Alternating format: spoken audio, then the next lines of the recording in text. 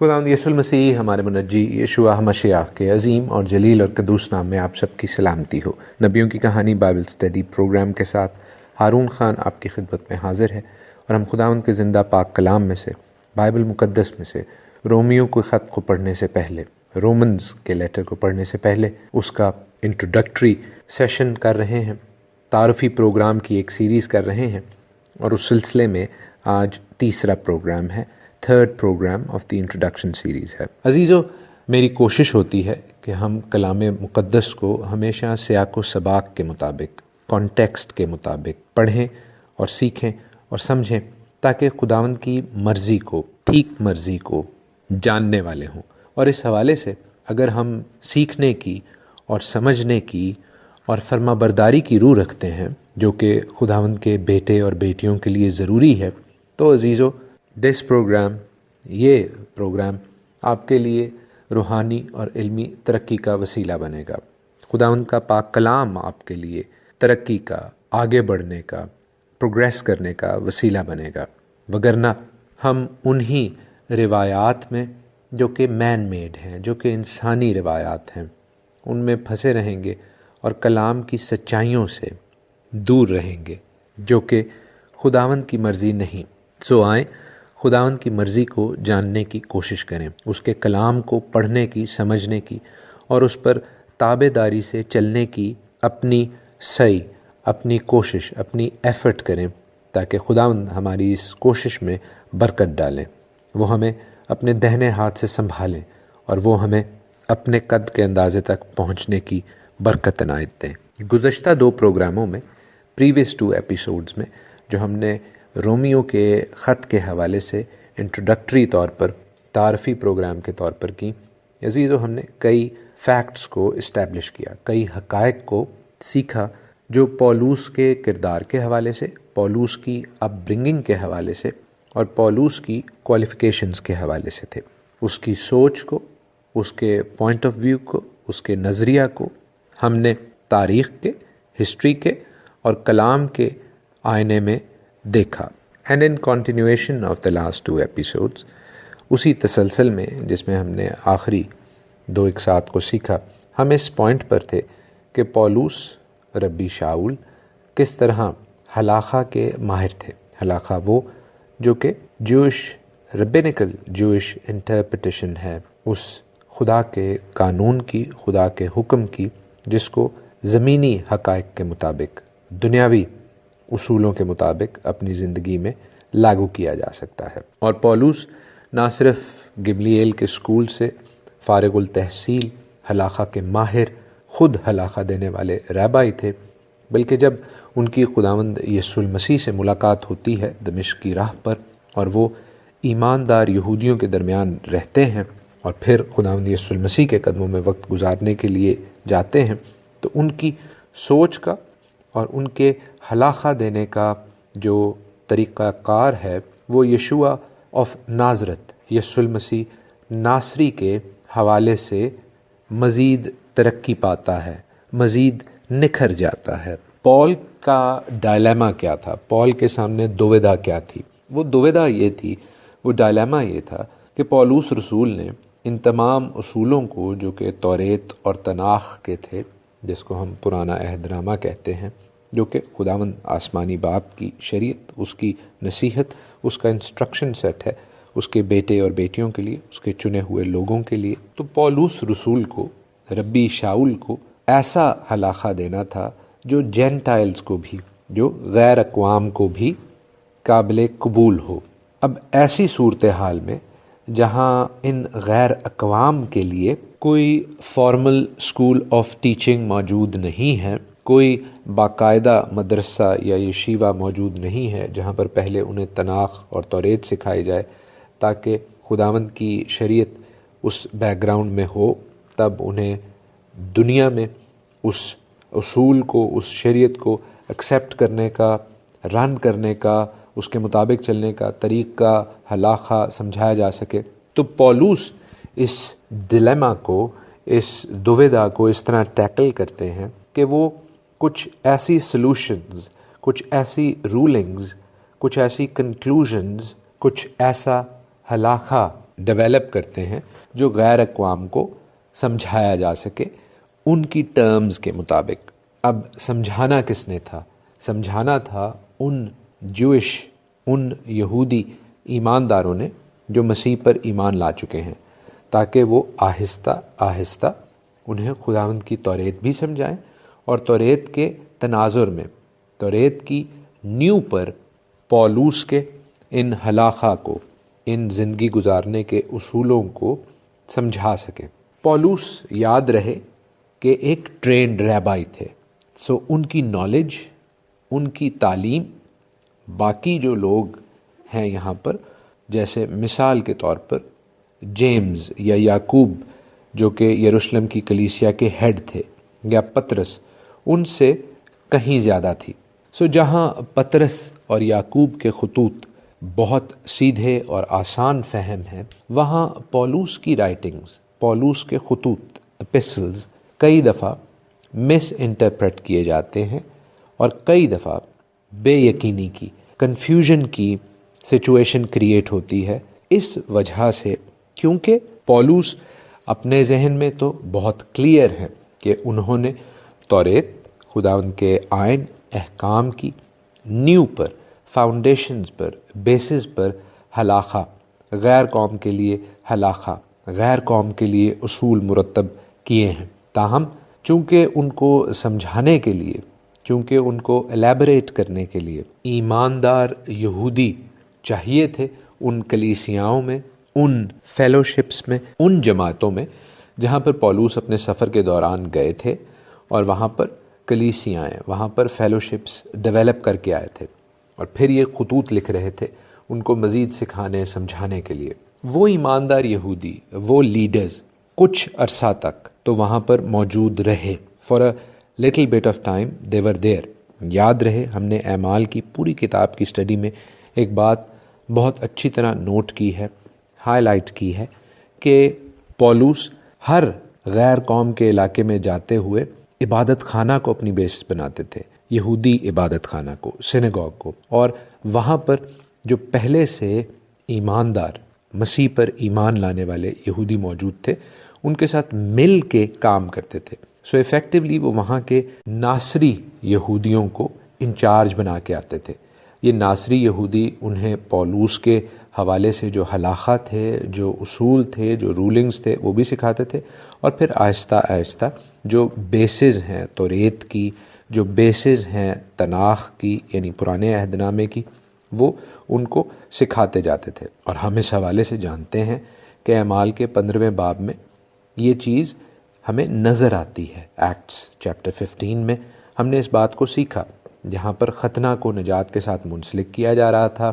پولوس نے کہا کہ بھائی ختنہ یہودیوں کے لیے تو ٹھیک ہے کیونکہ وہ کرتے آئے ہیں، لیکن غیر قوم والوں کو آپ مسیح پر ایمان لانے کے حوالے سے دعوت دیں، انہیں اپنے ساتھ جوڑیں،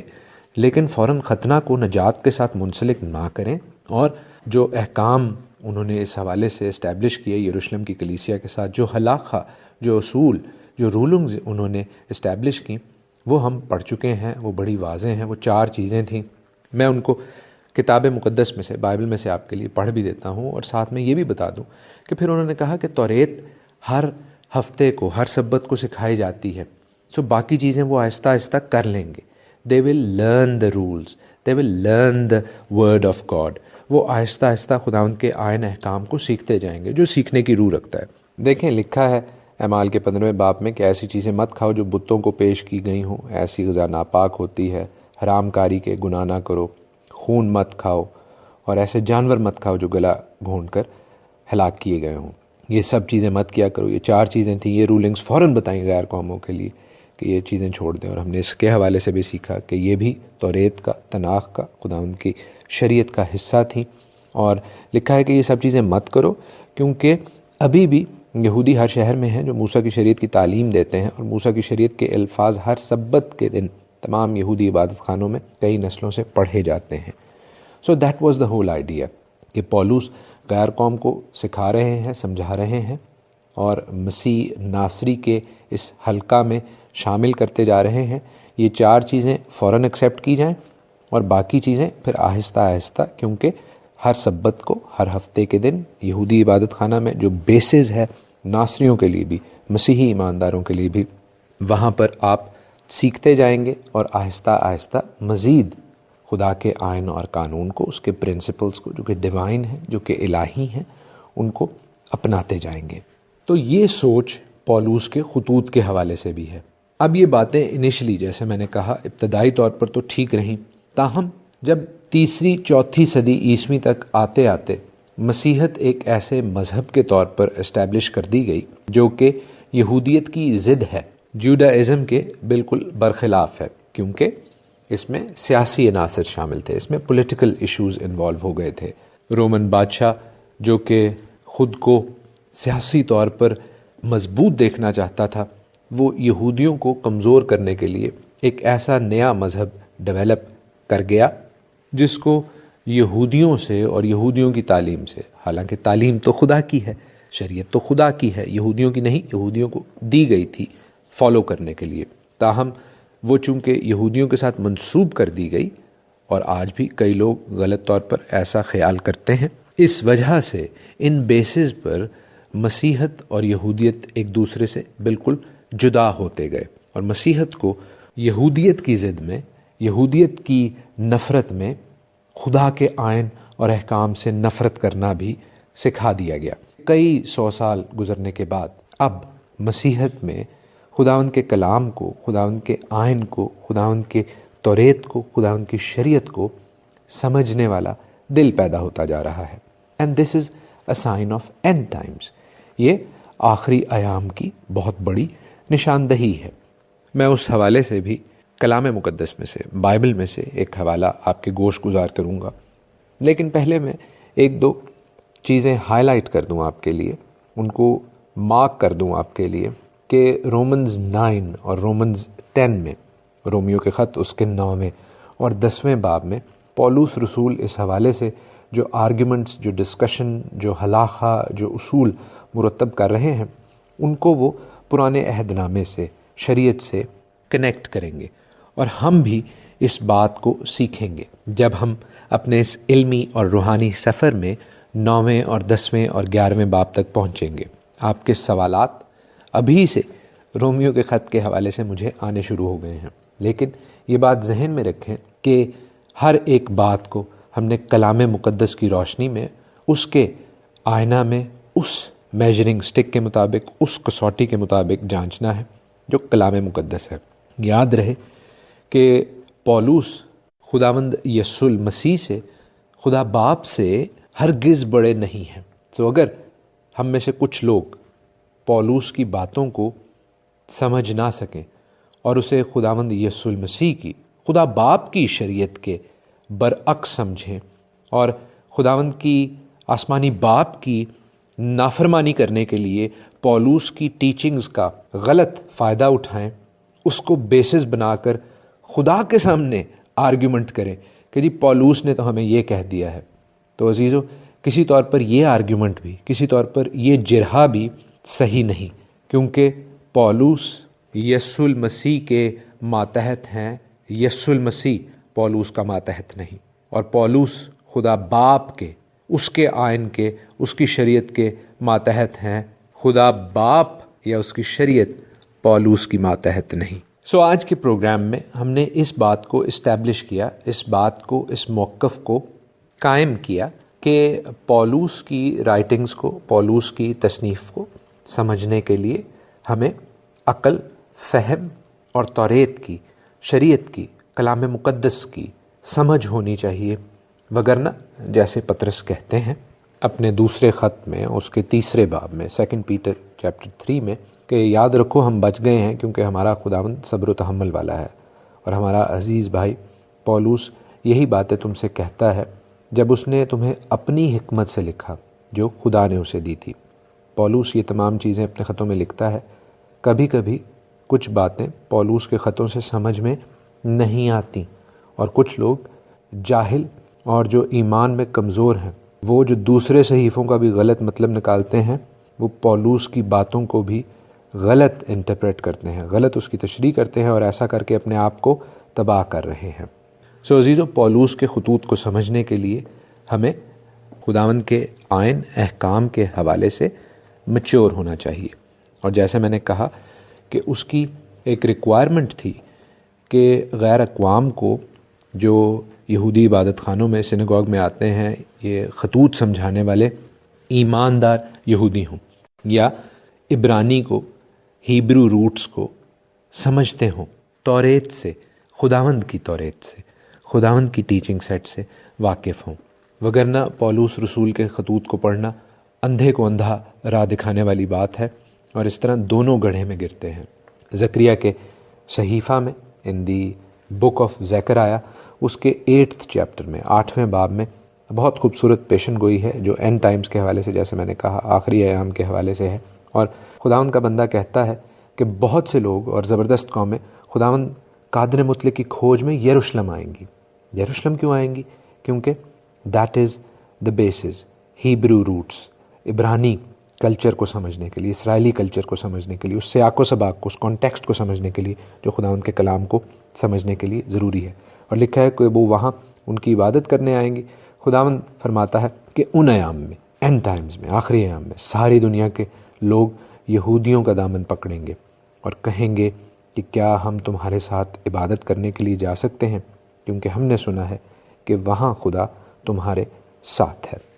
آمین. عزیزو، ہم اس سلسلے کو کنٹینیو کریں گے کل بھی. آج کے لیے اتنا ہی. خداوند آپ کو آج کے پروگرام سے، اپنے پاک کلام سے بہت برکت دے. خداوند آپ کے ساتھ ہو. آمین.